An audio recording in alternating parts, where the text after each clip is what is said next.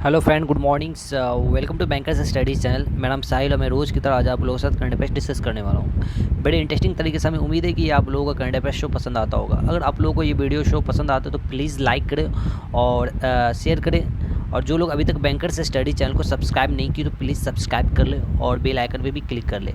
Bell icon पर click करने से ये फ़ायदा होगा, अपकमिंग समय में कोई भी वीडियो डालूंगा तो आप लोगों के पास नोटिफिकेशन पहुँच जाएगी। और जो लोग अभी तक मेरे बैंकर्स स्टडी चैनल से जुड़े नहीं हैं तो जुड़ जाएं। और जो लोग अभी बैंकर्स स्टडी चैनल पे करंट अफेयर्स शो देख रहे हैं तो प्लीज़ स्किप ना करें, एंड तक देखें। आप लोगों के लिए बहुत हेल्पफुल होने वाला है। अगर बैंकिंग की तैयारी कर रहे हैं या एसएससी के कर रहे हैं या रेलवे के कर रहे हैं, यूपीएससी कर रहे हैं, स्टेट पीसीएस कर रहे हैं, सब एग्ज़ाम के लिए आपको फ्रूटफुल होने वाला है। और देखिए, मैं करंट अफेयर्स जो आपके साथ डिस्कस करता हूँ बायलैंग्वेज लेके आता हूँ और इंग्लिश वाले के लिए फ़ायदा हो जाएगा। और मैं करंट अफेयर जो आप लोगों के साथ डिस्कस करता हूँ, मैं करंट अफेयर से ही नहीं डिस्कस करता हूँ, उसके साथ जो भी इंपॉर्टेंट फैक्ट होता है मैं उसको भी डिस्कस करता हूँ। आज देखिए, आज है 12 अप्रैल। देखते हैं 12 अप्रैल का क्या करंट अफेयर आया और उसको मैं आप लोगों के साथ बड़ी इंटरेस्टिंग तरीके से डिस्कस करेंगे। आज का क्या पहला क्वेश्चन है उसको पहले पढ़ते हैं। हाल ही में भारत के 48वें मुख्य न्यायाधीश किसे नियुक्त किया गया है? Who has been appointed as the 48th CJI chief justice of India?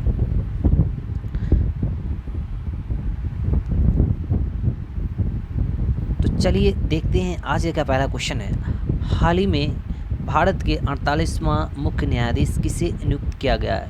Who has been appointed as the 48th chief justice of India? तो 48वें चीफ जस्टिस ऑफ इंडिया किसको नियुक्त किए गए हैं? तो इसका आंसर हो जाएगा सी, NV रामन्ना को जो है 48वें मुख्य न्यायाधीश नियुक्त किए गए हैं।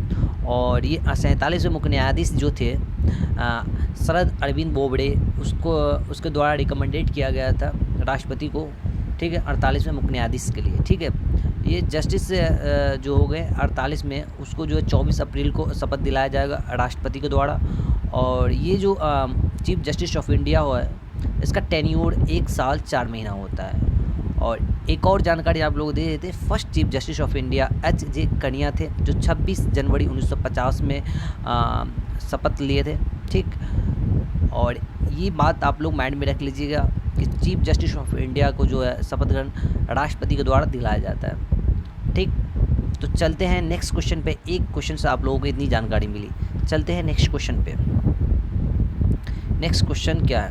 हाल ही में 8 मिलियन से अधिक कोविड-19 टीके लगाने वाला देश का पहला राज्य कौन बना? Which is the first state in the country to vaccinate more than 8 million कोविड-19 पीपल? तो 8 मिलियन से अधिक कोविड-19 टीके लगाने वाला भारत का कौन सा राज्य बन गया है? तो हमारे पास है 4 ऑप्शन। इसका आंसर हो जाएगा महाराष्ट्र। महाराष्ट्र जो है, ठीक है, 8 मिलियन से अधिक कोविड-19 टीके लगाने वाला भारत का पहला राज्य बन गया है। ठीक, तो हमें उम्मीद है कि आप लोगों को इसका आंसर पता चल गया है। इसका आंसर होगा महाराष्ट्र। चलिए महाराष्ट्र के बारे में कुछ जानकारी ले लेते हैं। महाराष्ट्र का कैपिटल हो जाएगा मुंबई, गवर्नर हो जाएगा भगत सिंह कोश्यारी, चीफ मिनिस्टर हो जाएगा उद्धव ठाकरे। और महाराष्ट्र में मोस्ट इंपोर्टेंट नेशनल पार्क है। वैसे महाराष्ट्र में 9 से 10 नेशनल पार्क है, तो हमें ज़्यादा पढ़ने की ज़रूरत नहीं है। जो इम्पोर्टेंट नेशनल पार्क है वही मैं आप लोगों को बताएंगे और वही आप लोगों के साथ में डिस्कस करेंगे। पहला नेशनल पार्क है संजय गांधी नेशनल पार्क, दूसरा है गुगमल नेशनल पार्क और तीसरा नवेगांव नेशनल पार्क है। ये 3 मोस्ट इंपोर्टेंट नेशनल पार्क है जो अपकमिंग एग्ज़ाम में आए दिन हमें देखने को मिलता है। तो चलिए अब देखते हैं तीसरा नंबर क्वेश्चन क्या है। तीसरा नंबर क्वेश्चन है, हाल ही में कहाँ मतदाताओं की जागरूकता बढ़ाने के लिए 2 SBEP ट्रम्प लॉन्च किए गए हैं? Recently way 2 SBEP trumps have been launch to increase voter awareness. तो मतदाताओं को जागरूकता बढ़ाने के लिए 2 SBEP ट्रम्प कहाँ लॉन्च किए गए हैं? तो हमारे पास 4 ऑप्शन है। तो इसका आंसर होगा कोलकाता, बी इसका आंसर हो जाएगा। कोलकाता में जो है मतदाताओं को जागरूकता बढ़ाने के लिए SBEP ट्रम्प लॉन्च किए गए हैं। ये क्यों लॉन्च किए गए? ये मतदाताओं को जागरूकता बढ़ाने के लिए, ठीक है, मतदाताओं के बीच में, ठीक है, कैसे वोट करना है, ठीक है, आपका जो वोट है ये आपका अधिकार है, ठीक है, इस चीज़ को अवेयरनेस पैदा करने के लिए अभी कोलकाता में SBEP ट्रम्प लॉन्च किए गए हैं। और अब चलते हैं कोलकाता। कोलकाता के बारे में कुछ जानकारी ले लेते हैं। कोलकाता कोलकाता का फुल फॉर्म, कोलकाता जो एक्चुअली कैपिटल है वेस्ट बंगाल का, तो वेस्ट बंगाल का कैपिटल हो जाएगा कोलकाता। वहाँ के चीफ मिनिस्टर है ममता बनर्जी, जो अभी वोटिंग चल रही है और आगामी में किसकी सरकार बनती है तब चीफ मिनिस्टर चेंज हो जाएगा। ठीक, गवर्नर हो जाएगा जगदीप धनखड़। और कलकत्ता में भी 9 से 10 नेशनल पार्क है, तो हमें ज़्यादा नहीं पढ़ना है, हमें उतना ही पढ़ना है जो हमें एग्ज़ाम के पॉइंट ऑफ व्यू से इम्पोर्टेंट है और जो एग्ज़ाम में पूछा जाता है। सबसे पहला नेशनल पार्क हो जाएगा सुंदरबन नेशनल पार्क, और दूसरा नेशनल पार्क है नेहरू वैली नेशनल पार्क, और तीसरा नेशनल पार्क है जलदपाड़ा नेशनल पार्क। ये 3 मोस्ट इंपॉर्टेंट नेशनल पार्क जो आए दिन एग्ज़ाम में देखने को मिलता है। हमें उम्मीद है कि ये तीसरा नंबर क्वेश्चन से आप लोगों को इतनी जानकारी मिली होगी। चलते हैं चौथा नंबर क्वेश्चन पे। क्या है चौथा नंबर क्वेश्चन, उसको पढ़ते हैं। ठीक है, हाल ही में विश्व बैंक ने किस राज्य में $32 मिलियन की परियोजनाओं को मंजूरी दी है? Recently the world bank has approve 32 million project in which state? तो वो कौन सा स्टेट है, तो उसको देखते हैं। हमारे पास 4 ऑप्शन है, मिजोरम, बिहार, आंध्र प्रदेश, इनमें से कोई नहीं। तो इसका आंसर हो जाएगा आपको मिजोरम। मिजोरम को जो है 32 मिलियन प्रोजेक्ट जो है कि मंजूरी दिया गया है वर्ल्ड बैंक के द्वारा। ठीक है, वर्ल्ड बैंक जो है कोई भी कंट्री को जो है जो कंट्री को रिक्वायर्ड होता है, ये एक्चुअली फाइनेंशियली लोन भी प्रोवाइड करते हैं और ये सपोर्ट करते हैं। ठीक है, और बात आती है वर्ल्ड बैंक, तो वर्ल्ड बैंक के बारे में कुछ जानकारी ले लेते हैं। वर्ल्ड बैंक का कैपिटल हो जाएगा वाशिंगटन डीसी, और इनका जो फाउंडेशन हुआ था 1944 में। ठीक, ये क्वेश्चन है आपको, ये जो करंट अफेयर्स बना है मिजोरम से, जो एक स्टेट है, तो मिजोरम के बारे में कुछ जानकारी लेते हैं। मिजोरम का कैपिटल हो जाएगा आइजोल, और गवर्नर हो जाएगा PS Sreedharan Pillai. Chief minister है जोराम थांगा। तो आपको चौथा नंबर क्वेश्चन से इतनी जानकारी मिली है। चलते हैं नेक्स्ट क्वेश्चन पे। क्या है 5वां नंबर क्वेश्चन, इसको पढ़ते हैं। हाल ही में BCCI ACU के नए प्रमुख कौन बने हैं? Who has been recently becomes new head of BCCI ACU? हमारे पास 4 ऑप्शन है, राधेश्याम खेमका, शब्बीर खांडवाला, राजेंद्र गोयल, और चौथा इनमें से कोई नहीं। तो इसका आंसर हो जाएगा बी, शब्बीर खांडवाला जो है BCCI ACU के नए प्रमुख बने हैं। ठीक, तो हमें उम्मीद है कि आप लोगों को इसकी आंसर पता चल गया होगा। अब बात आती है BCCI के बारे में कुछ जानकारी ले लेते हैं। पहले जान लेते हैं BCCI का फुल फॉर्म क्या है। ठीक, तो BCCI का फुल फॉर्म हो जाएगा दी board of control for cricket in India. ठीक है, BCCI का हेडक्वार्टर हो जाएगा मुंबई। फाउंडेशन हुआ था दिसंबर 1928 में। ACU का फुल फॉर्म हो जाएगा एंटी करप्शन यूनिट। चलते हैं नेक्स्ट क्वेश्चन पे। हाल ही में किस देश की महिला टीम ने लगातार 22 वनडे जीतकर रिकॉर्ड बनाई है? Which countries women's team has made a record of 22 consecutive ODI win? consecutive ODI win में जो है कौन सी महिला है जो लगातार 22 वनडे जीत कर रिकॉर्ड बनाया है? तो हमारे पास 4 ऑप्शन है। पहला है न्यूजीलैंड, दूसरा है इंग्लैंड, तीसरा ऑस्ट्रेलिया, चौथा इनमें से कोई नहीं। तो इसका आंसर हो जाएगा ऑस्ट्रेलिया। ऑस्ट्रेलिया के जो वोमेन थी, ठीक है, महिला टीम, वो लगातार 22 वनडे जीत कर अपना रिकॉर्ड बना लिया है। ठीक है, अब ये क्वेश्चन है ऑस्ट्रेलिया से, तो ऑस्ट्रेलिया के बारे में कुछ जानकारी ले लेते हैं। ठीक है, पहले ODI का फुल फॉर्म जान लेते हैं, वन डे इंटरनेशनल। ठीक है, और बात करते हैं ऑस्ट्रेलिया के बारे में जानकारी। ऑस्ट्रेलिया कैपिटल हो जाएगा कैनबरा, और प्राइम मिनिस्टर हो जाएगा स्कॉट मॉरिसो। ऑस्ट्रेलिया का करेंसी हो जाएगा ऑस्ट्रेलियन डॉलर। तो अब चलते हैं नेक्स्ट क्वेश्चन पे। हाल ही में विप्रो के MD के रूप में किसे नियुक्त किया गया है? Who has recently been appointed as Wipro MD? तो हमारे पास 4 ऑप्शन है, इसमें से इसका कौन सा ऑप्शन सही है? तो इसका आंसर हो जाएगा 7वां नंबर का C, सारा एडम गेज को जो है विप्रो के एमडी के रूप में नियुक्त किया गया है। ठीक, अब बात आती है विप्रो। तो विप्रो के बारे में पहले जान लेते हैं। विप्रो का हेडक्वार्टर हो जाएगा बेंगलुरु, और विप्रो का जो इस्टेब्लिश हुआ था 29 दिसंबर 1945 में। ठीक है, और एमडी का फुल फॉर्म हो जाएगा मैनेजिंग डायरेक्टर। चलते हैं नेक्स्ट क्वेश्चन पे। हाल ही में पेमेंट बैंक के बैलेंस सीमा को बढ़ाकर कितने लाख रुपए किया गया है? Recently payment bank balance limit has been increase to how many lakh? तो इसका आंसर हो जाएगा आपको बी, 2 लाख रुपया तक बढ़ा दिया है। ठीक है, कितना? 2 लाख रुपया तक बढ़ा दिया गया है। पेमेंट बैंक का जो लेन देन जो था उसको, जो लिमिटेशन था उस लिमिटेशन को बढ़ा दिया गया है। पहले 1 लाख था, अब इसको 2 लाख कर दिया गया है आरबीआई के द्वारा। ठीक, अब बात आती है पेमेंट बैंक के बारे में जानकारी लेते हैं। पेमेंट बैंक इज एक Indian new model of bank है जो कॉन्सेप्चुअल किया गया था by reserve bank of India. This bank can accept restrict deposit.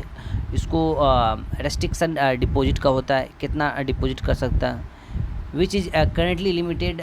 जो था लिमिटेड जो कर दिया है 2 लाख रुपया कर दिया गया था, पहले 1 लाख था पर customer, may be increase further. This bank can not issue loan and credit card. ये बैंक जो है आपको लोन और क्रेडिट कार्ड इशू नहीं कर सकते हैं। ठीक, तो हमें उम्मीद है कि आपको ये 8वां नंबर क्वेश्चन से इतनी जानकारी मिली है। तो चलते हैं अब नेक्स्ट क्वेश्चन पे। नेक्स्ट क्वेश्चन है, हाल ही में ब्रिक्स वित्तीय मंत्री के सम्मेलन की मेज़बानी किसने की है? Which country has recently hosted the BRICS finance minister conference? हमारे पास 4 ऑप्शन है, इसका आंसर हो जाएगा भारत ने जो है ब्रिक्स वित्तीय मंत्री के जो है सम्मेलन की मेज़बानी की है। ठीक है, भारत के द्वारा।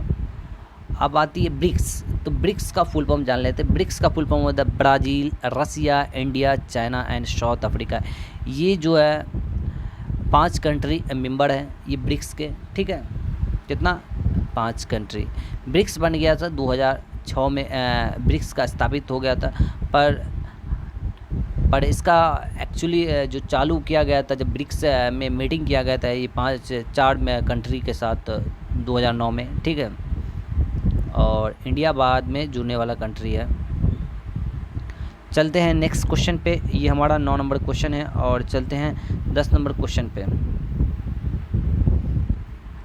हाल ही में कहाँ दुनिया का सबसे ऊंचा रेलवे आर्क ब्रिज बना है? Where is the world highest railway arch bridge build recently? तो हमारे पास 4 ऑप्शन है, तो इसका आंसर हो जाएगा ए, जम्मू कश्मीर। जम्मू कश्मीर में दुनिया का सबसे ऊंचा रेलवे आर्क ब्रिज जो है बना है, और ये जो है आपको जम्मू कश्मीर में जो है चिनाब नदी पर बना है। ठीक है, और इसकी ऊंचाई लगभग 467 मीटर है। यह नदी तल से 359 मीटर ऊंचा पर होगा। ठीक, अब बात आती है जम्मू कश्मीर की। तो जम्मू कश्मीर के बारे में जानकारी ले लेते हैं। जम्मू कश्मीर अब स्टेट नहीं रहा, एक केंद्र शासित प्रदेश हो गया। वहाँ एलजी होते हैं। तो अभी जम्मू कश्मीर का जो एलजी है श्री मनोज सिन्हा। और जम्मू कश्मीर का जो अभी है 2 कैपिटल है, एक श्रीनगर, एक जम्मू। श्रीनगर जो है कैपिटल, जो है कैपिटल है। जम्मू कश्मीर का कैपिटल हो जाएगा श्रीनगर और जम्मू। तो श्रीनगर है समर कैपिटल, जम्मू है विंटर कैपिटल। तो आप लोग 10वां नंबर क्वेश्चन से इतनी सीखें, और चलते हैं 11वां नंबर क्वेश्चन क्या है। 11 नंबर क्वेश्चन पे। हाल ही में उत्कल केसरी द्वारा डॉक्टर हरे कृष्णा मेहताब द्वारा लिखित ओडिशा इतिहास पुस्तक का हिंदी अनुवाद कौन लॉन्च करेगा? तो हमारे पास ऑप्शन है 4, तो इसमें से कौन सा इसका आंसर होगा? तो लॉन्च करेंगे नरेंद्र मोदी, इसका आंसर हो जाएगा सी। नरेंद्र मोदी के द्वारा जो है हरे कृष्णा मेहताब द्वारा जो लिखित ओडिशा इतिहास पुस्तक थी, ये पहले ओडिशी भाषा में थी, अब जो है इसको हिंदी अनुवाद में लॉन्च करने जा रहा है नरेंद्र मोदी के द्वारा। ठीक, अब बात आती है, ये लॉन्च करेंगे नरेंद्र मोदी। ठीक, पहले ये कौन से भाषा में थे? ओडिशी भाषा में। ठीक है, और 11 नंबर क्वेश्चन से आप लोगों को इतनी जानकारी मिली। चलते हैं नेक्स्ट क्वेश्चन पे, 12वां नंबर क्वेश्चन पे। ठीक, 12वां नंबर क्वेश्चन है, हाल ही में किसने 1 घंटा में डेंगू का पता लगाने वाला उपकरण विकसित किया है? Who has recently developed a dengue detections device in an 1 hour. तो 1 आवर में विकसित करने वाला वो कौन सा डिवाइस विकसित किया है और किसके द्वारा विकसित किया है? तो किसके द्वारा विकसित किया गया है? तो इसका आंसर हो जाएगा आपको डी।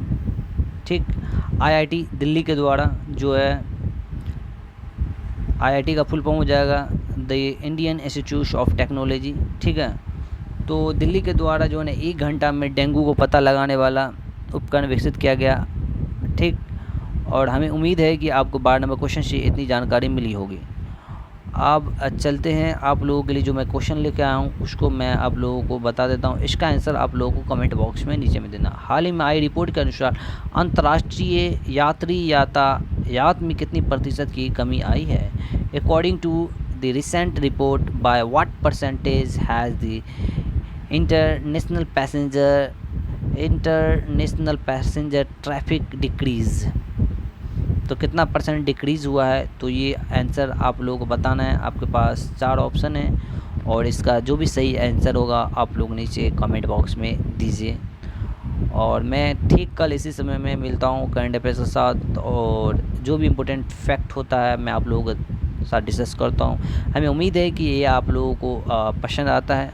तो आप लोगों को पसंद आता है तो प्लीज़ लाइक करें और सब्सक्राइब करें।